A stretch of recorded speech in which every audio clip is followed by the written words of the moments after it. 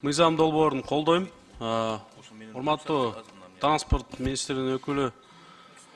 Бир жылда мыйзам долбоору кабыл алынып калса канча сумма түшөт жол фондуначы?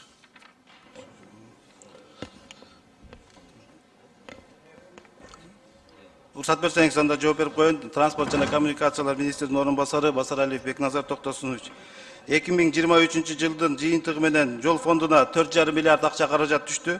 Ал эми 24 жылга биз 5 миллиард сомдон ашык түшүүсүн күтүп атабыз. Эгерде бул мыйзам долбоору бүгүн жактырыла турган болсо, анда жол фондунун бюджети 7 миллиард сомго көтөрүлүшү күтүлүүдө. Мыйзам долбоору кабыл алынып калса буюрса, транспорт министрлигинин балансында жок. Ички жолдорго дагы асфальттоого, ремонттоого мыйзам жол береби? Ал ички министрликтин балансында турбаган жолдорду Айылдын иштерин агаларга өзүнчө министрлер комитетинин токтому талап кылынат. Биз бул мыйзам кабыл алынгандан кийин ошонун үстүндө иштейбиз деген пландарыбыз бар. Жол фондунун башында алып келгенде максат ошондой максат менен келгенде мындайчы. Туура айтасыз. Жол фонду мыйзамын кабыл алып атканда ушундай сунуштар айтылган.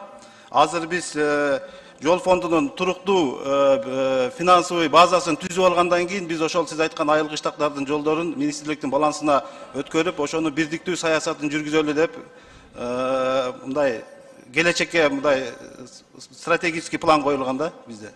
КСМдин баасы жогорулабайбы? Азыркы мыйзам долбоорунда биз өндүрүүчүлөрдөн анан импорттоочулордон деп белгиленди.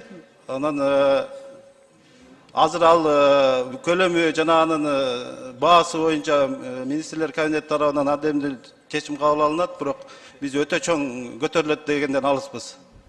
Ушул нерсени көзөмөлгө алып койсоңуздар, рахмат чоң.